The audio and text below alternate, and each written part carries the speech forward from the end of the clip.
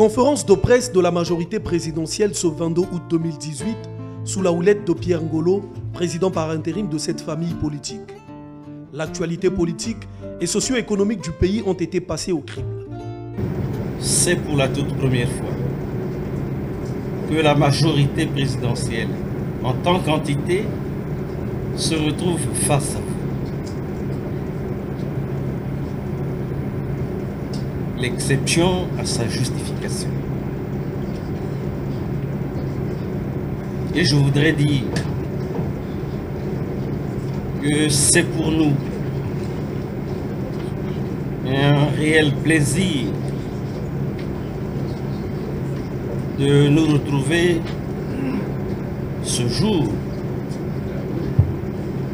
pour un échange sur les questions d'actualité à partir de l'important discours que venait de faire le président de la République, chef de l'État, à l'occasion du 58e anniversaire de notre indépendance. De ce discours, nous allons ici vous livrer ce que nous considérons comme substance.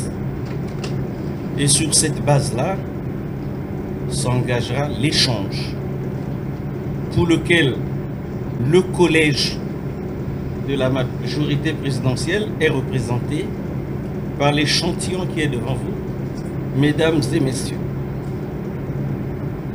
Lors de son adresse à la nation, le chef de l'État, le président Denis Sassou Nguesso, nous rappelant à notre impérieux devoir de mémoire, a rendu un hommage particulier au père de l'indépendance. Il a remercié le peuple congolais pour son sens de responsabilité et la foi en sa patrie. À cette occasion, le président Denis Sassou Nguesso a réaffirmé son engagement irréversible pour le dialogue, la tolérance, le respect de l'autre et le culte du travail bien fait. Parlant de la paix, il a souligné qu'elle reste son credo majeur et que, d'une part, la construction de la nation en dépend largement et d'autre part, le développement de notre pays en est fondamentalement tributaire. Dans ce message, le chef de l'État a mis l'accent sur le processus de retour à la paix dans le pool, les négociations avec le Fonds monétaire international, la lutte contre les antivaleurs tout en relevant que le Congo, en dépit de la crise, n'est pas un pays en situation de banqueroute ou de faillite. Comprenez donc, mesdames, messieurs, que le message du chef de l'État est un message d'unité, de cohésion, d'espoir et d'espérance, bien circonscrit dans le contexte. Ce contexte, chacun le sait, est un contexte de crise financière aiguë qui, généralement, ronge les équilibres et les valeurs fondamentales de la société. Ainsi s'explique le rappel historique qui interpelle sur les valeurs fondamentales que nous avons en héritage des pères de l'indépendance et qu'il nous revient de bien intérioriser afin d'engager avec fermeté la dure épreuve de construction du Congo nouveau, démocratique et prospère. Cette importante orientation, c'est ne pas avoir conscience de la situation nationale qui impose à tous et à chacun de s'élever au-dessus des petits calculs politiciens. Ainsi, est ouvert l'échange auquel nous vous avons convié et que nous voulons libre, responsable et bénéfique. Je vous remercie. Puisque vous intervenez au moment où beaucoup d'eau a coulé sur le pont, quand je fais allusion à l'eau qui a coulé sur le pont, je suis en train de faire allusion à plusieurs membres de l'opposition congolaise qui ont pris la parole cette semaine à l'occasion de différentes interventions. Et au cours de ces interventions, les leaders de l'opposition ont parlé d'un pouvoir illégitime issu de l'élection de 2016. Ma première question est celle de savoir à qui ou en qui les Congolais vont-ils croire entre le président de la République qui dit que le pays n'est pas en banqueroute et un des économistes est présenté comme des grands économistes du Congo, Mathias John, qui 2 jours après a dit que le Congo est bel et bien en banqueroute et il a donné quelques illustrations. Je voulais revenir sur le Congo que nous voulons, Monsieur le Président. D'entrée de jeu, vous avez dit que votre conférence de presse va également aborder les questions de l'actualité. Or, tous ici, nous savons que l'actualité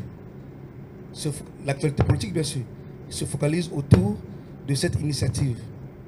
Alors, dans la salle ici, Monsieur le Président, vous remarquez avec moi qu'il y a des cadres du parti qui soutiennent, sinon qui sont dans cette initiative.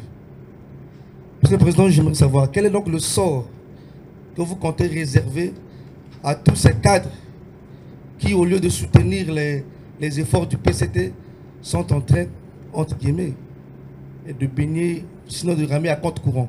Il y a autant de spéculations sur la question du ramassage des armes dans ce département. Est-ce que la majorité présidentielle ici peut nous fixer sur cette question du ramassage des armes? Parce que, à entendre le pasteur Ntomi, pas plus qu'hier, à Vinza, il semble renvoyer la balle du côté du gouvernement sur cette question du ramassage des armes. Pour lui, il pense que le ramassage des armes n'est pas aussi important et que sa préoccupation principale en fait est sa sortie dans la forêt du Pont. Bilobe ya biko yokanaka ete FMI e boyi penza kusangana ekolo Congo pona kusukisa bozangi bo mosolo. Nini ya mutuye bako kopesa na ba Congolais et likeni bako kozela boye bisa bango nini ya mutuye bazali kozela. À commencer par l'insinuation faite en rapport avec le mandat du chef d'État.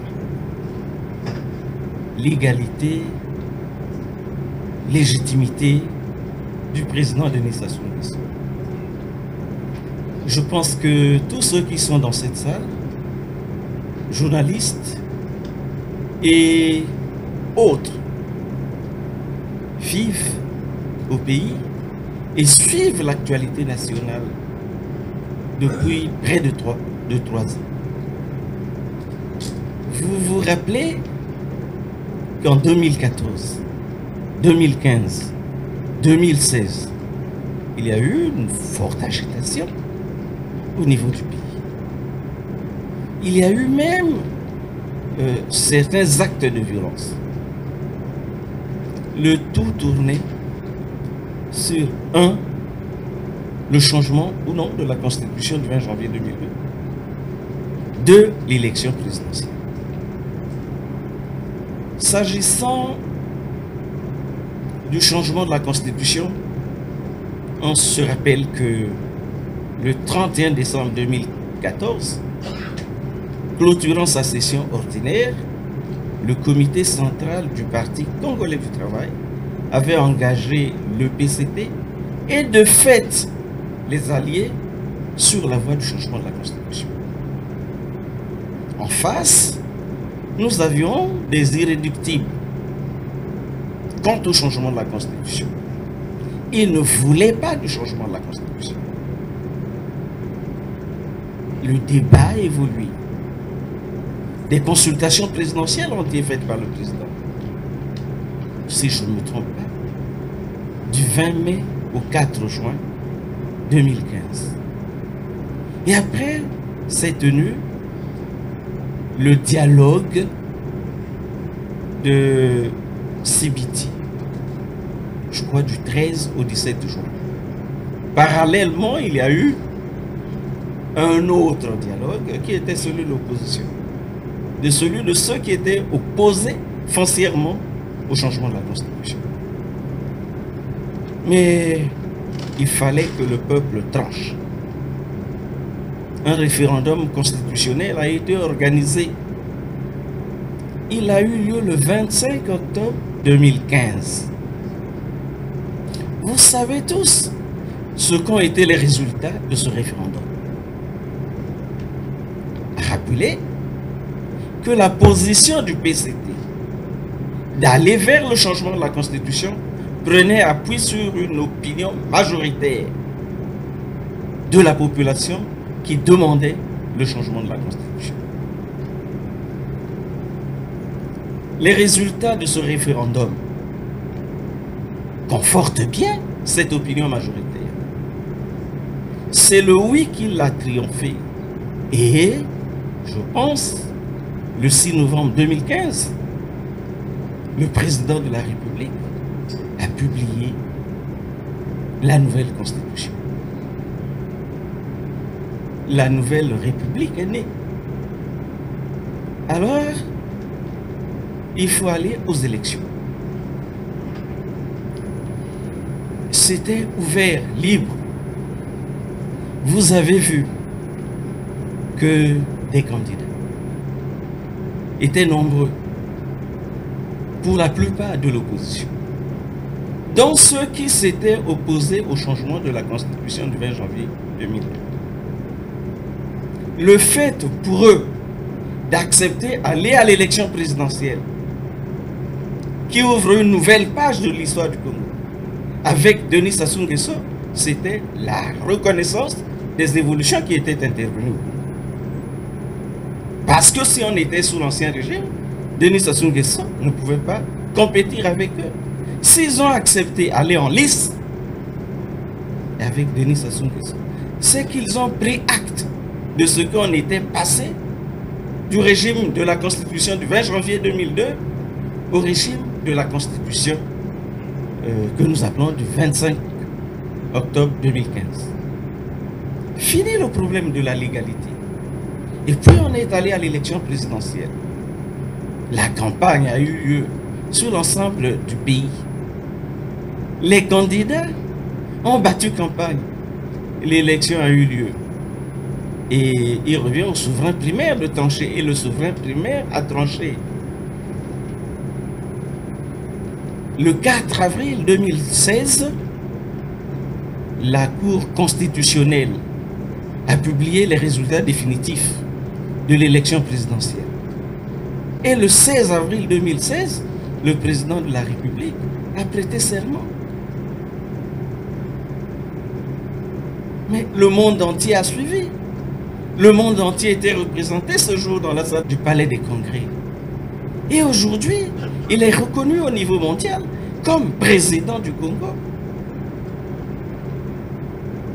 Dès lors que la Cour constitutionnelle a rendu public les résultats de l'élection présidentielle, tout acteur politique démocrate devait simplement prendre acte. Et le débat était clos. Fini le problème de la légitimité. Ce qui se passe aujourd'hui, c'est de l'obstination. À qui les Congolais doivent croire?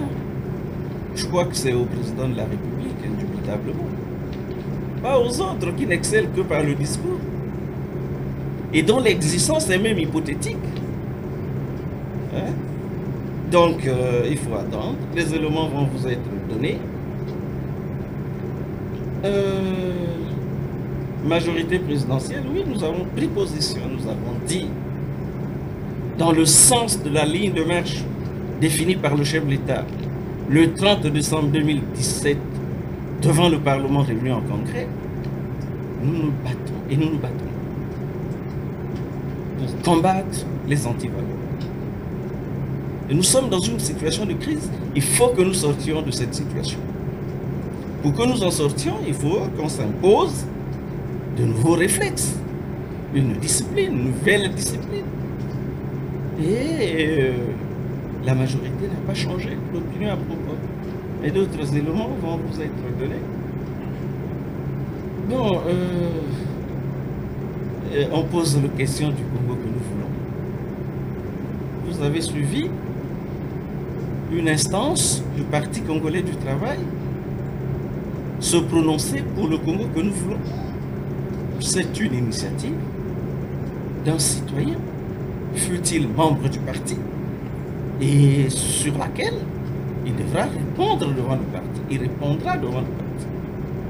Mais vous n'avez vu aucun dirigeant. Je suis le secrétaire général. Le secrétariat général du Parti congolais du travail ne s'est jamais rangé derrière cette initiative-là et nous demandons aux nôtres, à tous les niveaux, de se tenir en dehors de ce qui se passe, qui n'engage en rien le Parti congolais du travail. Ceux qui ont pris l'option de suivre ce chemin-là, bien, mais c'est des cadres du parti. Le parti est discipliné. Demain, ils répondront devant le parti. Nous avons suivi ici, je pense que tout le monde l'a suivi, une alliance quasiment contre nature. Je voudrais ouvrir une parenthèse pour dire ceci. Voyez-vous, il y a des hommes et des femmes politiques dans ce pays qui, durant leur parcours politique, ont bénéficié, chacun à son tour ou à certaines circonstances de la vie politique de notre République, de la mansuétude, de la magnanimité, de l'ouverture politique d'un grand homme d'État, le président Denis Sassou Nguesso. Et ces hommes politiques, aujourd'hui, se retrouvent autour d'une alliance quasi contre nature, nommée opposition réelle, nouveau concept de sciences politiques, pour dire quoi? Pour dire qu'ils sont sains, pour dire que leur bilan est bon, pour dire qu'ils sont spécialistes S matière et spécialistes de tout. Mais le peuple n'est pas dupe. Et le peuple ne sera pas dupe. Et nous serons vigilants parce que des hommes responsables qui ont géré au plus haut niveau de la République, qui ont dû, à un certain moment, parfois, avoir un passif connu des populations, des années blanches, des arriérés des salaires pour les fonctionnaires, des déplacements au sein de la communauté assez difficiles, des codes pour aller d'un quartier à un autre de la capitale, n'ont pas de leçons à donner aujourd'hui. Quand nous avons frappé à la porte du FMI, en venant, ils ont dit, écoutez, changez un peu votre mode de vie, apportez des réformes nécessaires pour avoir une vie beaucoup plus soutenable, plus raisonnable. On nous a demandé de faire des réformes. Nous avons fait ces réformes et je peux vous dire que ce qui nous avait été demandé a été présenté au FMI et le Premier ministre a signé la lettre d'intention récemment. Donc notre dossier est bon au niveau du FMI. Mais c'est l'autre volet. Quand je parlais du ménage, l'autre volet c'est quoi? C'est la banque qui a prêté l'argent au ménage. C'est là où il faut s'entendre. Demander à ses créanciers, est-ce qu'ils ne peuvent pas faire en sorte que les conditions de remboursement soient assouplies pour que la famille respire un peu. Bon, les négociations, nous avons engagé. Mais le plus gros créancier, c'est un État qu'on appelle la Chine. J'ai travaillé avec les Asiatiques. L'Asiatique est quelqu'un qui aime la discussion, la négociation. C'est dans leur culture. Ceux qui ont vécu en Chine ou travaillent avec les Chinois, c'est dans leur culture. Ils aiment discuter, voir les détails. Ça prend du temps. Il faut être patient. Parce que dans leur culture, c'est au niveau de la discussion que vous allez voir si l'autre est faible ou pas. Ça prend du temps, mais quand ça aboutit, ils prennent des engagements, ils honorent toujours leurs engagements. Ces négociations sont en bonne voie. J'ai des raisons de penser que dans les tout prochains jours, quand les deux chefs d'État vont se retrouver, tout ça sera bouclé. Donc bientôt, le Congo va signer l'accord avec le FMI. Je verrai en quelque sorte évoquer en une phrase le mot banqueroute qu'on a entendu par-ci par-là par un certain nombre des cadres politiques de notre pays qui disent que notre pays est en banqueroute. si on se réfère au dictionnaire, ce mot dit beaucoup de choses. C'est la faillite générale. Un État qui n'existe plus économiquement. Ce n'est pas le cas pour le Congo aujourd'hui. Nous venons d'apprendre que les fonctionnaires sont payés, bien qu'avec le retard. Mais ces ministres qui ont sorti ce mot banqueroute étaient membres d'un gouvernement où il y avait des retards de salaire. À l'époque, le ministre Nzan, ministre des Finances, de 1997 à 2002, notre pays a connu ce qu'on appelle les retards de salaire. Est-ce qu'en ce temps, il a dit que son gouvernement où il était ministre des Finances était en banqueroute? Je crois que non. Madame Mounari, directrice de cabinet à l'époque, où le gouvernement avait étalé 15, 16, 20 mois de retard de salaire. En ce temps, on parlait de banqueroute? Je crois que non. Voyez-vous, on a des personnes qui interviennent uniquement pour polémiquer et dire des choses qui n'existent pas. La quête permanente du président de la République de rechercher les solutions idoines pour régler définitivement la crise du pôle n'est plus à démontrer. Le président l'a réaffirmé dans son allocution du 14 août dernier, d'une manière assez explicite et claire. Et la paix dans le pôle revient progressivement. C'est dans ce cadre que le président de la République a placé au cœur de son actuelle préoccupation sécuritaire le département du Pôle, en indiquant le démarrage du DDR dans ce département. Il faut féliciter le président Denis Sassou Nguesso. C'est un compatriote, c'est un homme de paix, un homme de dialogue. N'oubliez pas qu'en Colombie, ils ont mis plus de 50 ans pour arriver à arrêter ces guerres qui se circonscrivent, n'est-ce pas, dans certaines régions du pays. Ici, chez nous, très rapidement, le président de la République a pris des initiatives fondées essentiellement sur sa volonté politique pour faire en sorte que nous sortions de cette situation. Je crois que nous devrions tous nous en réjouir. Et moi, je lui adresse encore des vives félicitations. Et j'encourage également le pasteur Ntoumi à ne plus reculer et aller de l'avant pour que la paix soit définitive.